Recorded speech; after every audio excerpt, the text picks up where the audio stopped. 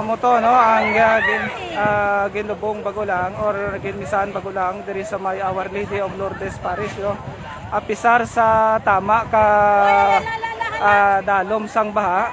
So dulong gid sa simbahan ang bangkay no sang aton sini utod nga nagtaliwa no agod nga matagan man sang katapusan nga bendisyon antes siya igadulong sa iya sining katapusan nga palahuwayan no. So amo na din sitwasyon nagalubog-lubog na sa baha ang area mga kabistado no. So amo ni karon no bisan tama ka dalom ang baha pero kasadya sa mga tao de mga kabistado no.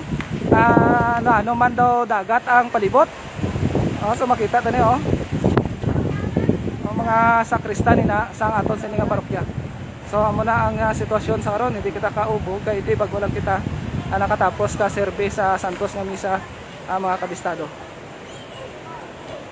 So amo nang mga nagakurumpanya baligin ubog nila niyang kuan ng baha para lang madulong man sa simbahan ng ila sinihimata matagas ang Santos nga misa at des idulong sa ila katapusan nga palahuwayan mga kabistado.